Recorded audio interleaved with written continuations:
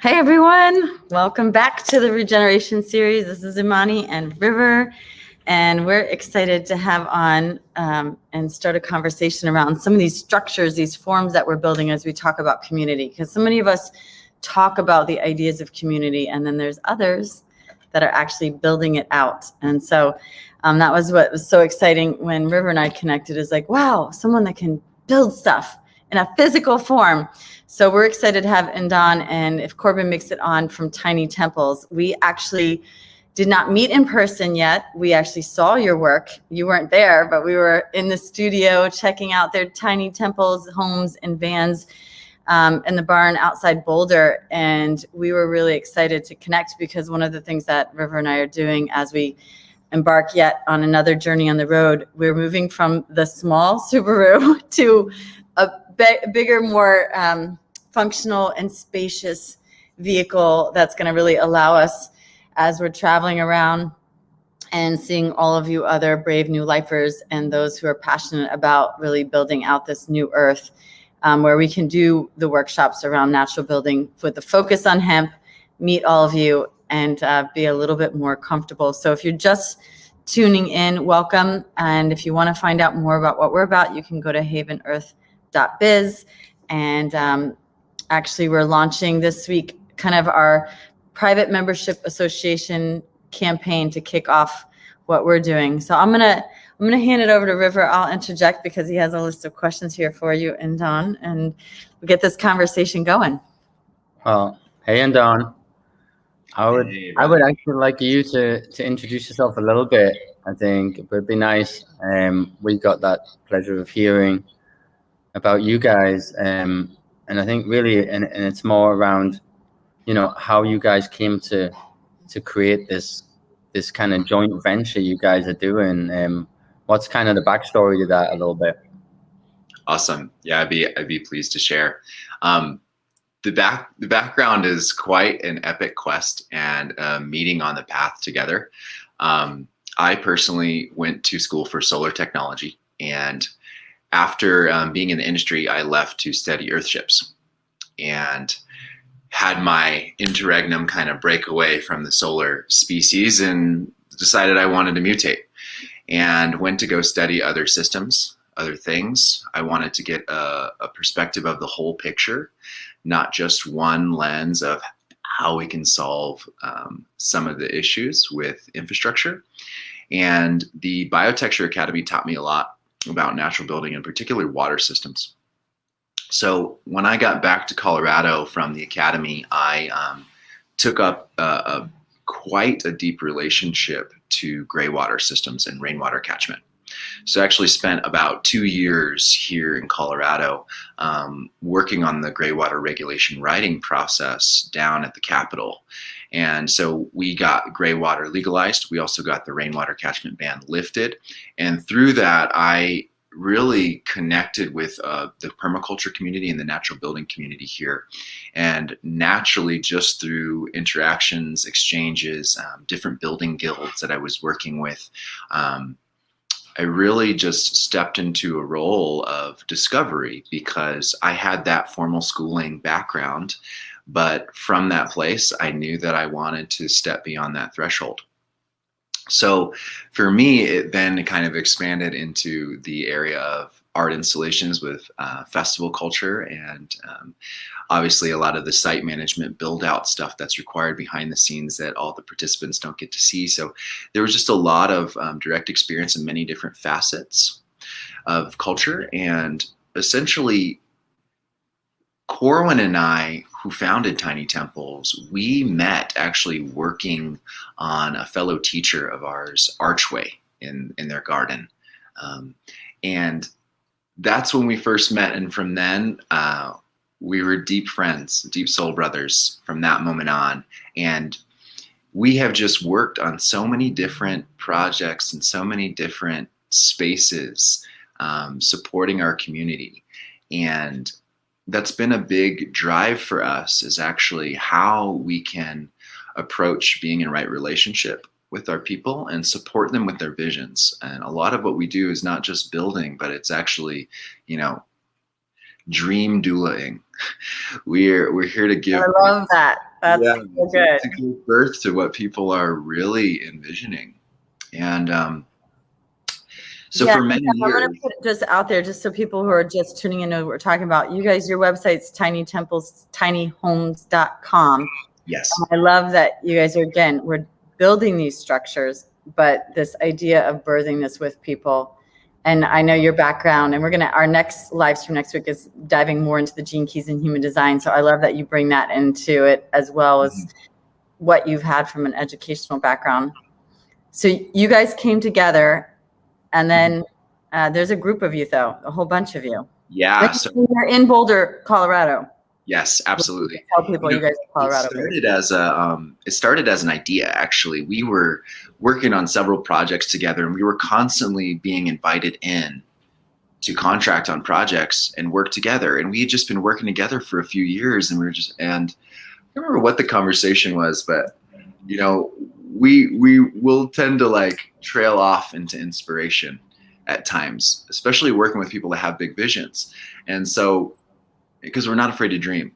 So one day I just remember being like, yeah, we're not gonna build tiny homes anymore. We're gonna build tiny temples.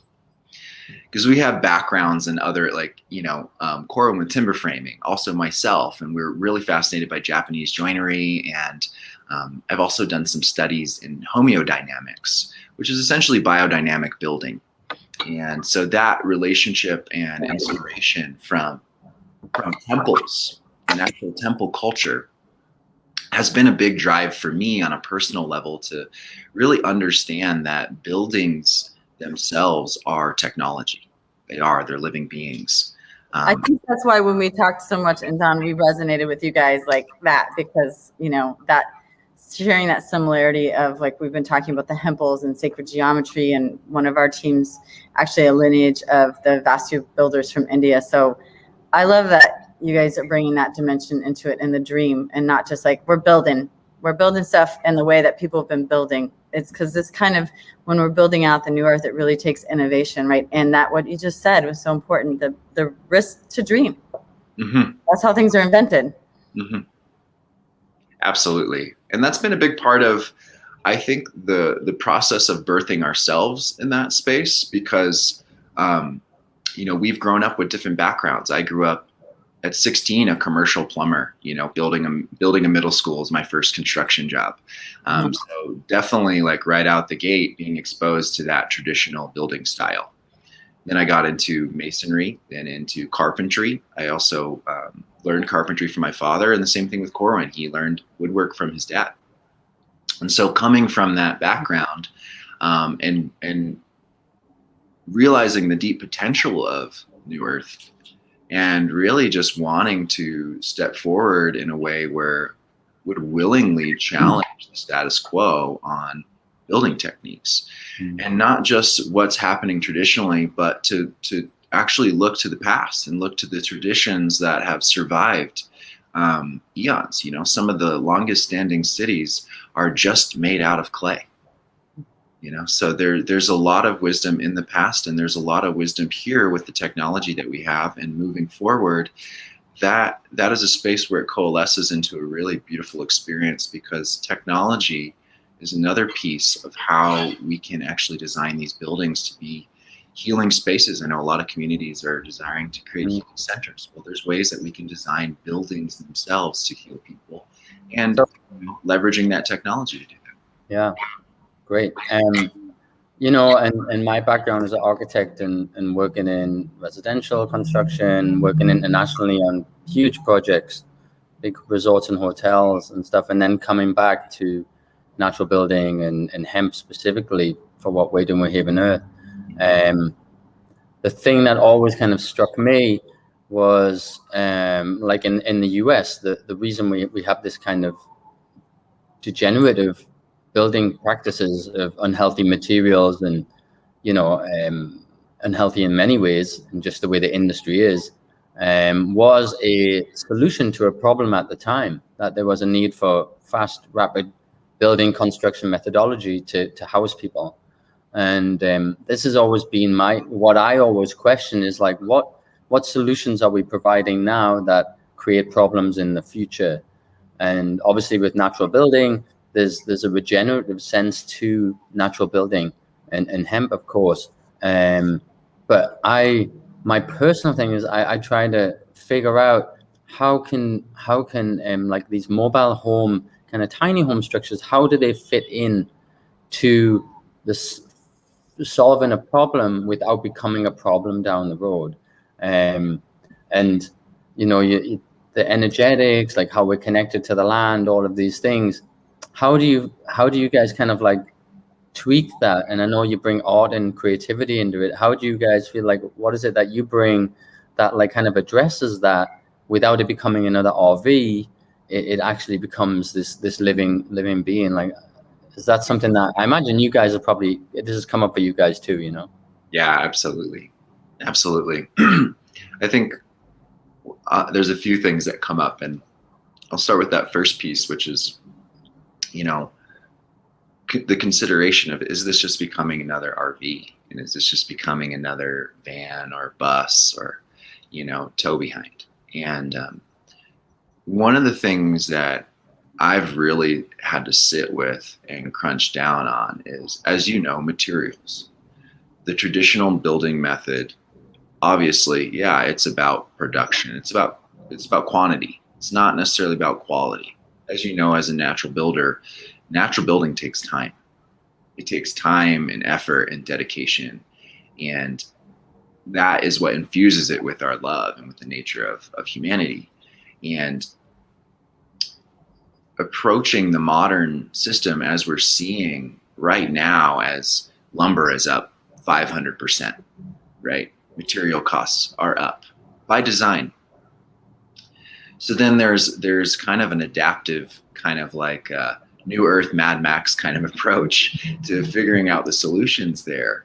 And one of the things that I've really been sitting with is the particular materials that are going to not only stand the test of time, so they're not going through the degradation, degeneration process that a lot of materials are, but how do we get that output, but also how do we have minimal input as far as being extractive, right?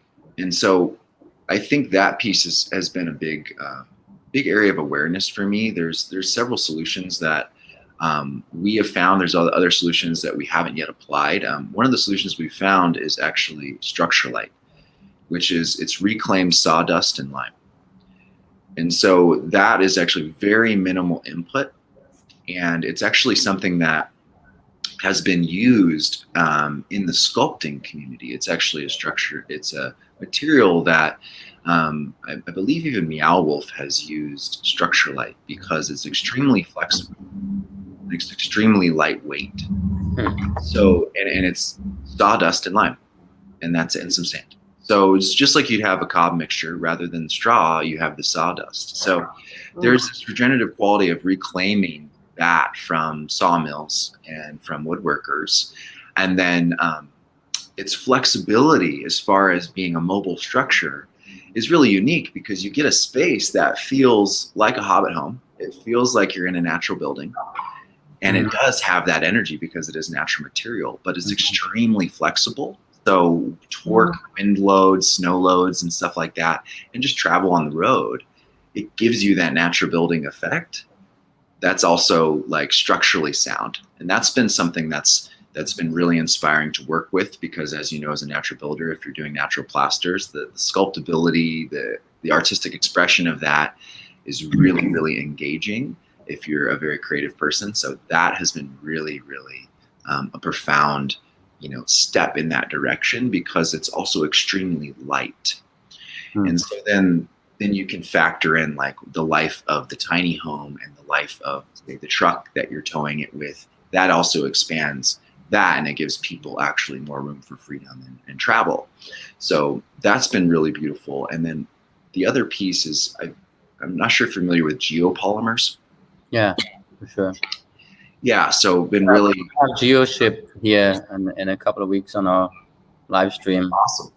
Awesome, cool. Yeah, I've been really curious of working with geopolymer molds because honestly, from a natural building perspective, and from that perspective of is it going to be be strong? Is it going to be lightweight? Having something that can literally take sand and turn it into a monolithic panel with very low input, at like dollars on the for the whole project. I mean, you can literally spend less than a couple $100 just on the material that's going to digest the sand.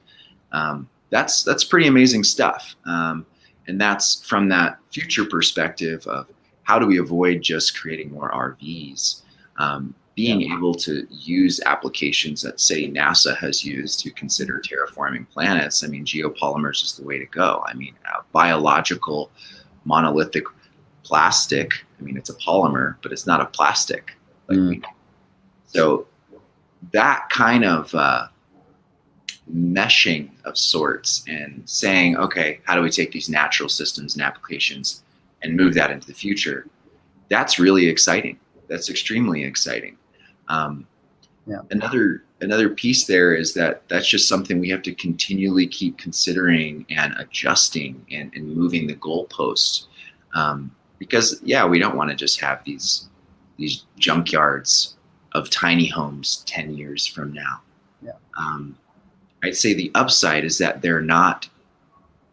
you're getting around, obviously, zoning, permitting, those things. Our generation needs that to actually have freedom considering the economy right now. That's probably the only feasible way we can do that. And the ability to reclaim those materials in the future too, versus the demolition or maybe even the permitting that required for demolition or buying a home to then get reclaimed materials. I see the flexibility in that too. And I really appreciate this question. It makes me want to continue with it, because it is something we have to continually say. And it's the questions in myself as well as a designer and a builder, architect. I mean, to understand where we're at. I mean, it is about questioning, right? I mean, there is a need, and like you say, people want to get onto the land, especially now in these times. People are looking for ways to get onto the land. I know somebody who just bought a piece of land in northern New Mexico, and they just bought tiny home on wheels and put on there. And there's a level, I think, of idealism in it, that we as professionals who are putting out information and have this kind of a questioning ability, that we need to help to educate people on this, because there is a lot of questions still with that industry. It's kind of just exploding in a way. The conversion of vans, the tiny homes on wheels, people are selling up their homes and spending a lot of money on things. And and it kind of leads me into something that you guys had mentioned on our call previously about setting up community and looking at setting up community with the tiny temples. And do you see the tiny temples as a part of a longer plan for community, or do you see it as kind of like has a staying power throughout? Kind of how are you guys envisioning that in the community setting? Mm-hmm. I love that question, because I think this is in a lot of ways, I think, the raft that's going to get us to the other shore. And once you're on the other shore with the raft, you also can then use that raft to set up the rest of the infrastructure. And I think something that I see common with a lot of communities, and with the common thread of the vision that I think a lot of people have with community, is we really want to go big. And in fact, we kind of do. We kind of do need to go big to actually create a large enough container to migrate the population's consciousness into the environment that's going to actually hold space for their deconditioning, hold space for them to move through their trauma and their healing, and to see that there's literally an entirely different culture and world.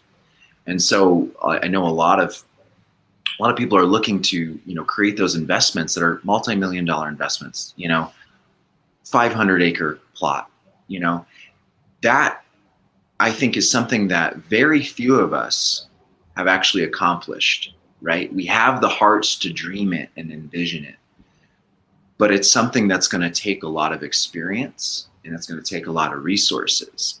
And I've seen many community members move from project to project where the infinite heart shows up and is like willing to pour and pour and pour.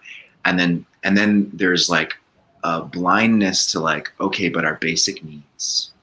Also, the mobility is a big piece, because I know people like you're bouncing to community to activate these communities and build these networks. And that's a part of the process, is actually strengthening the network and this web of life.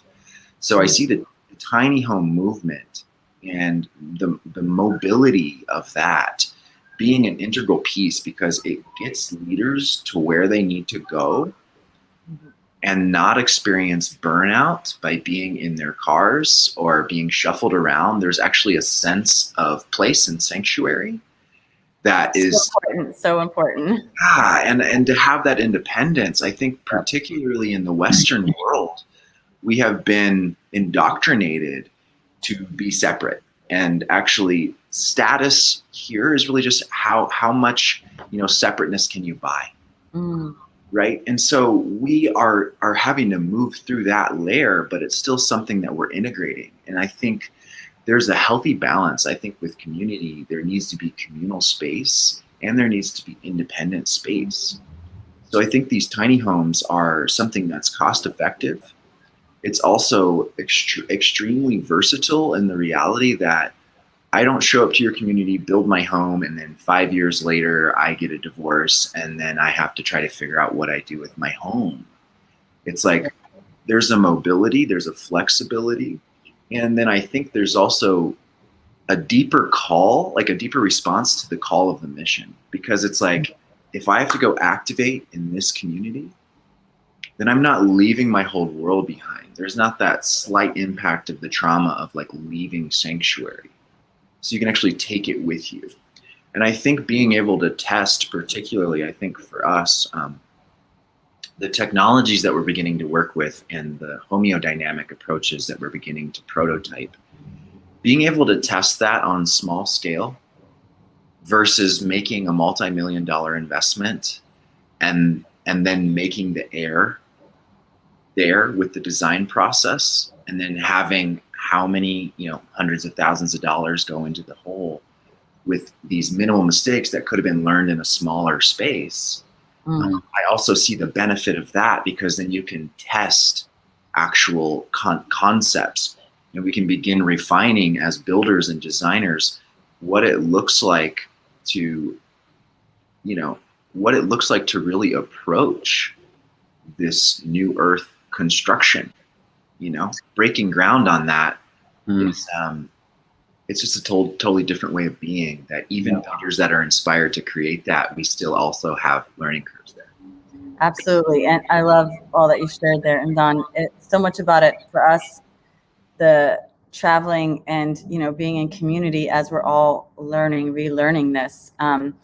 It does take a toll in a lot of ways. And we are at that importance of that sanctuary space and having some sense of your own space. We've been, since River and I met 5 months ago, pretty much been on the road and sharing space with other people. And so just a sense of that navigation and developing our connection and always being exposed that there is that need for that. And I think just even recognizing that and putting words to that's really important. And that's why we're kind of really exploring how we're doing this navigation, because we are the activators that are going out and doing that part. And we're as humanities in that transition, right? And everybody has their role.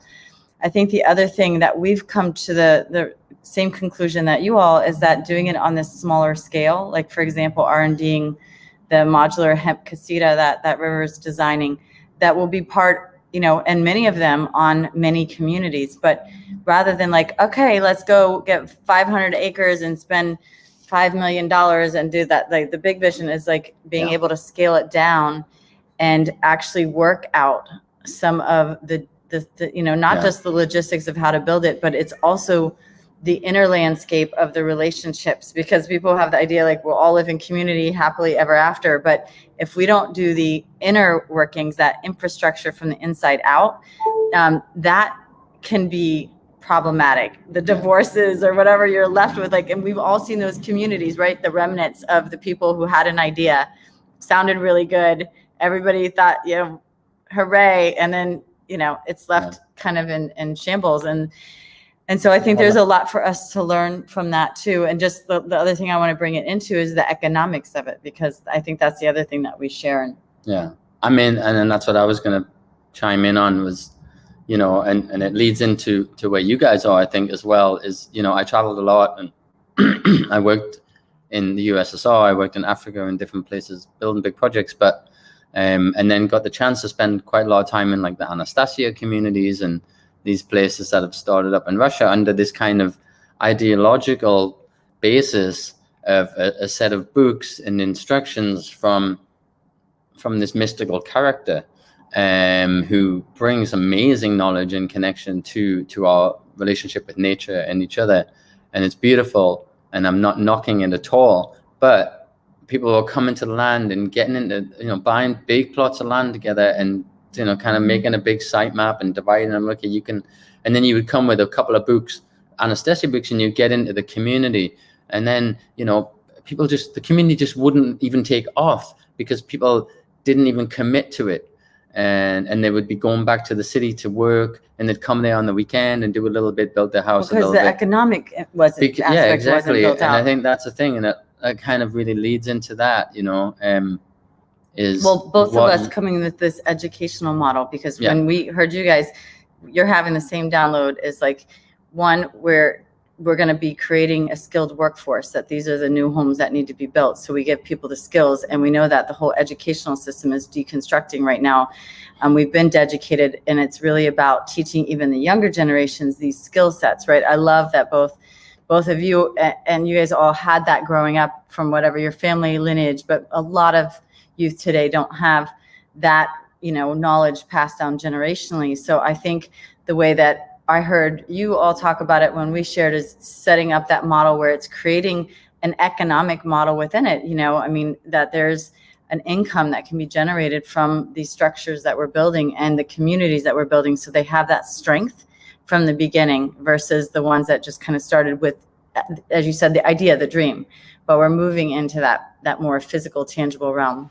So, and to make a question of it, how are you guys bringing that economic model? Because I know you guys are looking to create community, right? I mean, you're doing the business side of it, and then you're looking to create community. How do you see that all kind of weaving together? Great question. I love that. Just to reflect on that last little piece about people not committing to it, I think that's because trust is one of the things that also needs to be built.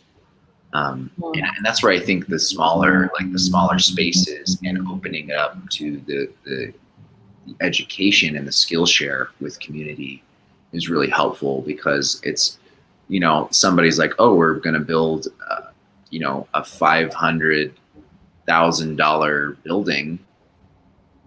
They might be like, oh, I can't do that. That's just like way over my head, versus, the hemp casita, where people can get their hands and feet in the mud and dirt and actually make it happen in a weekend. That's really inspiring for people that are just beginning their journey to have that skill set, because they actually see that it's actually feasible, and they're actually able to tangibly experience it and actually realize that it's not rocket science. Right.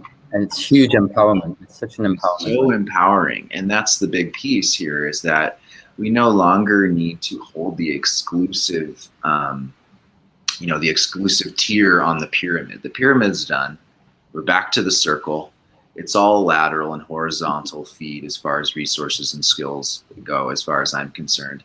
So being able to skill share with people and being able to, be inclusive and open source about how you can actually, build and what materials and those things, it gets people's gears turning. And then that economic curve starts to flatten in a lot of ways, because people are more likely to cooperate and share resources and skills and time. Because as soon as you start sharing, something that's going to empower somebody, as soon as you start educating people, you're no longer catching fish for people, but you're teaching people how to fish, then everyone's feeling way more empowered, way more willing to come to the table, and a sense of ownership. I think the sense of when the pyramid crumbles, right, and it's all circle, everyone feels a sense of the slice of the pie. So people are more likely to put in their time and energy. You know, we have beautiful volunteer days where we just had a tiny home we just finished that is a PTSD veteran recovery clinic. And we had a whole volunteer day and tons of people came out. And people got to learn, and people got fed, and people got to have a good time and dance, and we hold this space of ceremony and ritual, and that we very much held together by that thread of intention and our presence. And so these are unmeasurable, unquantifiable metrics, but they are also resources. They are also a part of the social economics. And I think that's a big piece as we move forward, realizing that we're creating a new culture. So it's not solely material economics. In the regards to the material economics, though, I've been a dumpster rat in many different art projects, especially in festival culture. You get a low budget. I am all about reclaiming materials. And I think that's one of the ways that I think we are going to totally sidestep the economic impact that we're experiencing. Again, to that regenerative solution, being able to work with multiple construction companies, manufacturing companies, to actually rechannel these waste streams, which are basically just resource streams, and to actually work with them in a way that's actually viable. And I think particularly from the tiny home perspective, if you're reclaiming materials from a construction company, say like a commercial solar company, well, there's going to be all sorts of wiring and pipes and facets and things that are going to get thrown out. But in a tiny home, those are likely the right size. That's going to be all that you need to get it done. So these waste streams, there's really creative ways that we can use that to remediate the overhead. And I think that's something that in the future, I could see even in the next, quickly enough, even in the next 2 years or so, we'll be looking at waste streams very differently, especially if prices keep going up. We'll be looking at them very differently, and we'll be seeing them as actual assets and a resource pool. And if you can approach that with a creative mind, with the heart of a child, then you're going to see all sorts of different things. You're going to see the panels of a junked washer and dryer as the shingling for your roof, or whatever it is. And so approaching it from that artistic space it'll be a lot of fun for us to redream up those materials and how we allow those materials to flow through our creative process. Yeah, and it kind of goes back to like the educational side, right? I mean, the reason that people don't use washing machine pieces for the roof is because they think roofing material is what we need, but what you actually need is materials that prevent water getting in. So when you reframe it in the sense of what are the actual requirements, you can start to look at things differently, right?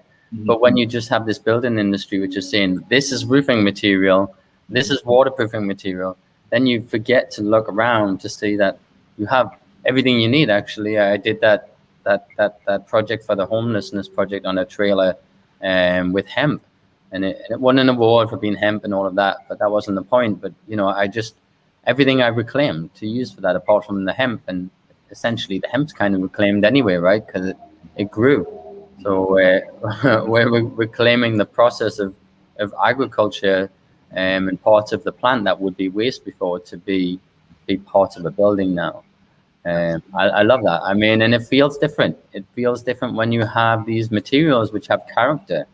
Maybe it was used for another thing before and it has some remnants of that still on it. And then it gets transformed and it becomes art.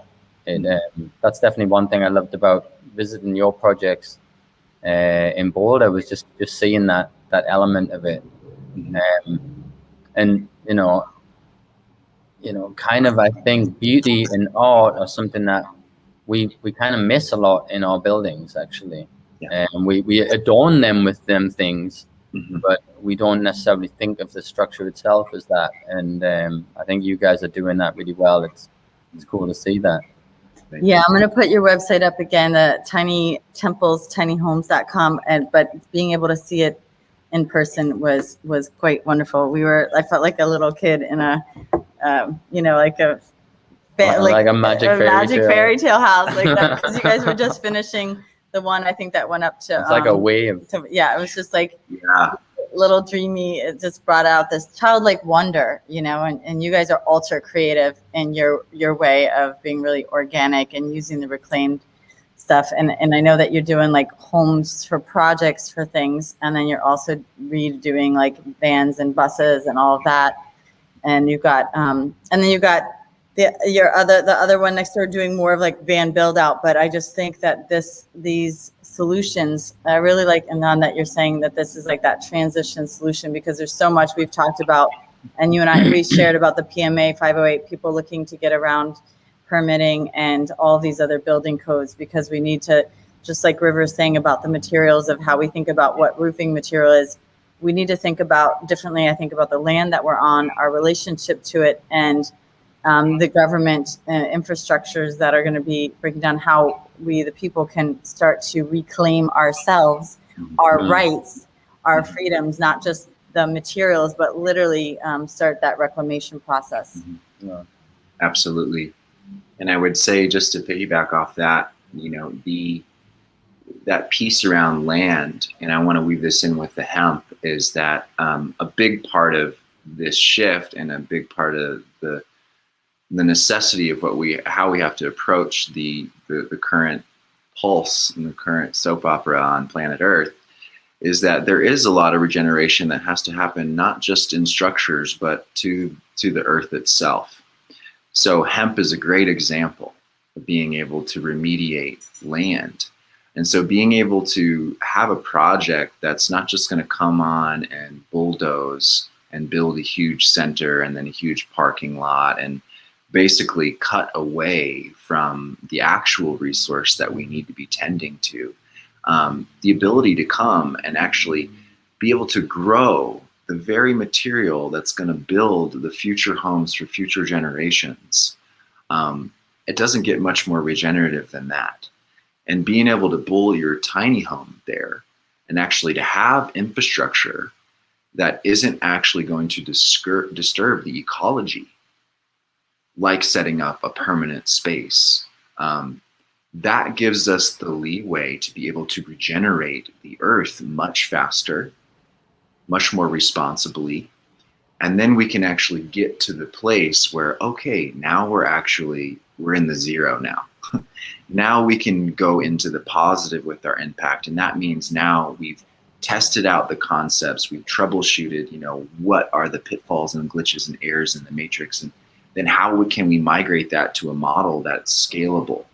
And I think that's something that is important, is approaching things from a modular perspective, something that's scalable, whether that is the space or whether that is a community model. And I think a lot of people are doing that because we recognize that we have to find a template and a solution that we can apply wherever we are. And it has to be able to adjust to the circumstances wherever we are. Yeah. So that's why we're calling it the hemplet. The hemplet. Template. I love that. Template. And River, this is a great time to interject, because I know you two are in this mindset, but I think it's still new. Even the idea of regeneration is new to many people.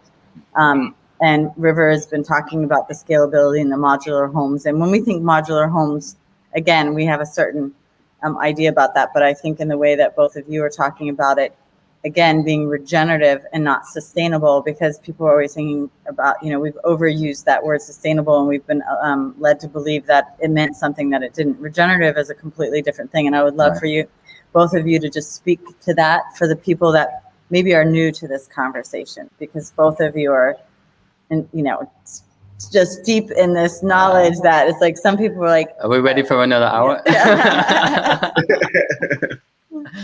Yeah, no, I mean, I the commercial project I worked on was the Ritz-Carlton Hotel in Kazakhstan, in the capital city there. And we built these 2 towers. It was like a $500 million project. And it was LEED Gold certified. It was going to get LEED Platinum, you know. I mean, I knew it was all bullshit anyway. Because, you know, it was the richest guy in the country. It was just money, you know, how to get these certifications. And I think this is the whole crux of this movement of global crisis, environmental crisis. And a lot of people are doing things based on that, I think, based on some kind of crisis. And for me, it's more about the relationship, and just like you're saying, right? It's like the real crisis is actually a lack of relationship with the earth and with nature and our nature. Not so much about some global warming, fear of rising sea levels and all this kind of nonsense, but actually the crisis of coming back to the heart, and you know, regeneration. It says a lot to so many things. But it talks about an evolutionary step forward, I think, where we change our relationship with our homes, with our communities, and with our food, obviously. And so, yeah, sustainable just seems really defunct and part of that old world system. I wonder what your thoughts are on that. Well, I mean, we can look at the word itself, and it already tells us everything we need to know. You know. Yeah. I don't think we're here to just sustain. Sustain to me is really we're just getting by, right? And you can make that look good, or you can, you know, secretly behind that looking good, it's actually not really doing anything, because it's not generating. I mean, maybe it's generating enough to get, you know, things off the ground and meet some basic needs, but it's not actually feeding itself back into the whole. And that's something I think about regeneration is it's an implosive mechanic. It's actually enfolding all of the elements and all of the energy back into itself, and it's procreative. It's actually giving birth to more life and more sustenance, which I think is important, especially when there's embodied energy that goes into creating farms, creating homes, creating communities. We need to make sure that we're not just creating something, but we're creating something that is so deeply in alignment with creation itself that creation begins to recognize creation within that creation. And therefore there is a mutuality, and there is a respect, and there is an epiphany just within the very energetics, that there's an awakening within the environment, within the people, and within the culture. And I think that you really, really spoke to it. It's about coming back to the heart of things. There's not a crisis out there as much as there is a crisis in here. You know, the storms and the weather and the climate of the inner landscape is needing our tending and our love, and it's needing our attention. And that's a big part of this process, because I do not believe it's so much an external thing as it is us addressing the inner world and inner, so we can step forward out into the world and be that expression of that hermetic maxim of as above, so below. I mean, it is a within, so without kind of situation. So when we clean our blood, the waters of the earth will clean. When we clean our lungs, the air will clean. We, you know, it's a vice versa. You know, it's a chicken or the egg kind of situation. But I believe it starts with each and every one of us. And if you understand how vortexes work, how implosion mechanics work, then that's actually really what it boils down to, is how do we create a system that actually can enfold upon itself, and that actually sparks, releases the bliss, releases the life force actually into creation. And so regeneration is not just materials, not just crunching numbers, it's not just LEED certifications. It is an attitude. It is an attitude and approach where we no longer quantify success based on how separate we can be, how much money we can spend to become separate and isolated. And at this time, we do not need to be isolated from the system and from each other. We need to recognize that we are all integral parts of that living, breathing ecosystem that is humanity. We are all cells here on this planet, and we are all part of this body that is this being. And if these cells aren't communicating together, and if we're not sharing resources together, and we're not working together, then what happens to the body, right? So we actually need to reawaken the nervous system of this planet, which is each and every one of us recognizing that we are integral. And this is just an illusion of separateness. But in our differentiation, in our unique genius, in our expressions, how do we become that group organism? How do we find that synergy within our movement and move as one? So regeneration is about the whole. It's not about sustaining me. It's about the whole. Yeah, for sure. Love it. And it's so interesting that this past year and this rollout of this pandemic was all about isolation, and really what it's done is brought us all together more to this place of unification and deeper awareness. For those of us that have gone down that path to really come face to face with what's really important and what's really real, I feel like it was really the blessing and the gift for us to be the impetus to really come to that conclusion. And I love both of you, really kind of breaking down the sustainable concepts that we've been hearing about for decades. And we're hearing about regenerative agriculture a lot, in the last couple of years, but I don't think that it's moved so much into the building. So I feel like both of you are pioneering that, what you guys are doing over there at Tiny Temples and what River's doing with Haven Earth.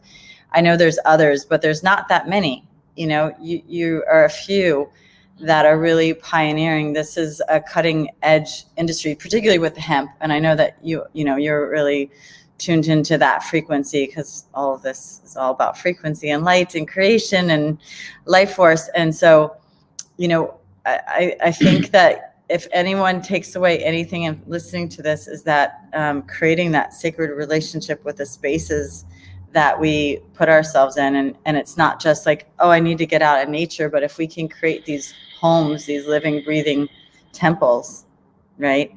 And if we look back to history where communities had those temples in that sacred space, and we can begin to understand the preciousness and sacredness of it, I think we'll be going on the right track. And just so grateful for both of you for your commitment to not just doing that work, but clearly anyone listening can see that both of you have done a lot of inner work on that inner landscape. And I think that's why you both have the capacity to not only be doing this, but to even articulate it. So I'm so grateful for both of you holding that masculine wisdom in that way and being able to share it with the world. It's so beautiful. So I just want to honor you both for that. And we're super excited to meet you in person, Indon. I mean, River will, when he comes in a couple of weeks, he'll be doing natural building talk at that event. Hopefully you'll be able to join him.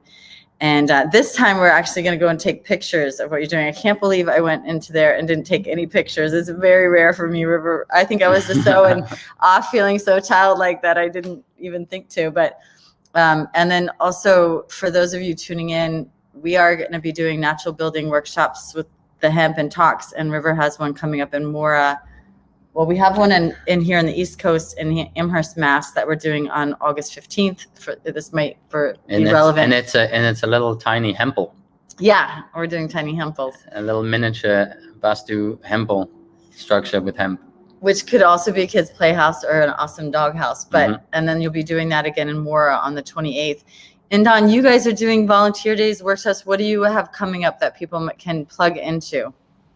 We're actually getting ready to prototype about 5 different temples. We have been moving into this phase. We're actually getting ready to, each one of our core members is designing their own concept temple without any client deadlines or requests and things like that. So we're actually getting to take it to the next level. And that's something we're in a phase right now with investors and setting up to move to our new shop, to move into a space where we actually can prototype some really amazing spaces. And we'll be having some opportunities for community to get involved with that. We'll be doing one temple that is a sound healing temple. So that one's going to be fun. That one's going to have some inbuilt tank drums into the infrastructure, didgeridoos built into the actual walls. It's also shaped to be sonically reverberatory and have a lot of... You're going to have to use him for that one. I believe so. I believe so. Yeah. And I think, there's just a lot of excitement for us because there are concepts as far as really anchoring the tiny temple impact that we're really excited to explore. I mean, there is another gentleman that we work with, Prey, who's kind of like my right-hand man, and we work a lot with technology, and we're very keen on the homeodynamics. So the ability to go into that space of creating something with free, total sovereign creative freedom, to bring in, if you're familiar with homeodynamics, it's basically a biodynamic building. So there's a lot of excitement there, and I think that will be a big educational piece for the community to actually learn how to make these preparations. We'll also be doing some pilgrimages to also collect some of these materials, because with homeodynamics, you're not on a deadline. You're waiting literally until the sun is in Leo, and you go on the Sunday at the hour of the sun, and that's when you harvest the ash tree, which is ruled by the sun. So there's a very kind of like the Steiner planting a garden. You guys are just doing it with building. That's amazing. So there's a lot of ritual in it, and so we're excited to incorporate that more into the calendar, into our offerings, because we really, again, it's that way of life. So we want to create that space for people to come back to that way of life, and that way of creating. Yeah. Mm-hmm. Well, and just kind of like one last question. I think the way we're talking as well about community and about having these communities that are regenerative and self-sustaining, able to bring that economy, bring that economic part to be one of the core reasons why we're coming together, because of a purpose, because of bringing our skills and talents, having something that not only inspires us and we can share together, but gives us a way to develop our own land, to develop our own homes, rather than being in lack and scarcity. And what advice would you give to young aspiring builders, creators, people who are thinking to maybe build their own tiny home? What would be your advice, if from your perspective? There's like two core things that come to mind that are really present. One of them is that you don't have to do it alone. And I think having grown out of a traditional builder kind of culture, I think there's that kind of shadow king energy of like, I'm going to do it myself, and I'm going to hustle to get all the resources, and I'm in control of all the details, and like, I'm going to do it and keep my head down to the ground. And I don't think that's true here in the Aquarian age. This is no longer the Piscean martyr sacrifice energy. So from a humanitarian perspective and from that Uranian perspective, it's about, that horizontal magnetic axis. It's about playing along the galactic plane, which is our community and our people. And that's the great leveler of our time. This is an era of equality. So being able to actually humbly, with humility, ask for help and assistance from the people that have actual skill sets and experience and knowledge in places that we don't have. So we don't have to make the sacrifices and mistakes, and being able to uplift them. Because honestly, I think when people receive the recognition and they're invited to come share like their skill set and their specialty, people are actually really excited to do that. So that invites in that experience and that education for everyone. That skill share is an important part of actually building the future. So I think that kind of like new school barn raiser kind of energy. That's exactly my image, and because I see this all as we're like, these are the barn raisers of the future, and especially if you guys are building in this modular way, but it's coming together in community to build those homes, right? Yeah, and I think that's like it's such a way to bond. I mean, that's actually how you build community. You don't build buildings to build community. Right. You build buildings with your community to build community. And because that co-ownership piece that I talked about. So I think that's like a big piece. It's like, don't isolate yourself. Don't isolate yourself in the process. I think that's and like, don't be afraid to ask. Don't be afraid to say, I don't know. You have to not know in order to be in the place to then know. So I think that's a big piece. And then the other thing I would say is like, building has been it's been so much about like the deadline, the budget, the timeline, you know, and it's been so much a part of the workforce. Yeah. My invitation would be to new builders, old builders, and everyone in between my invitation is like, sit down and invite the spirit of the building to arrive. Invite and create that space for that sacred space to have its own sanctuary, which is in the field of your hearts and your pure intentions. And if you can create that space, then the spirit of the building will come down and it will guide your hands. It will guide your thoughts. It will show you the solutions. It will show you the angles. It will provide the materials when you turn the corner and there's a dumpster full of amazing materials to reclaim. It will literally curate the whole thing for you if you build the relationship to the building. Yeah. And so I would say, don't be afraid to actually reach out to spirit and, you know, be willing to take time. And I think that's something that I know a lot of builders have had a lot of pressure in their life and their experience with the building process. Like, if you can take time and you release the pressure and you come back to that relationship with nature and the cycles and the seasons and get to know these materials and actually feel the life force of these different materials, you'll know what's going to create the most high vibe space, and you'll be guided by spirit the whole journey. Yeah. So I completely Beautiful. I love that. I completely second that. Yes. It's so true. It really is so true that when we build that relationship with the land and with the intention of what we're looking to create there, and invite in that abundance of care, of guidance, of inspiration, creativity, we literally imbue our structures with something else, something completely otherworldly. Literally. And just one last thing, because it's really relevant in a way, is that I did a Earthbag home in Turkey and in 2018. It was one of my first natural build projects. Beautiful one. And you could see it on our YouTube channel. And as you know, right now there's fires all across Turkey. And he was sending me pictures. He's got 2 acres. He's sending me pictures all around the boundaries of his property, of his land, was burning on fire. None of his property burned at all.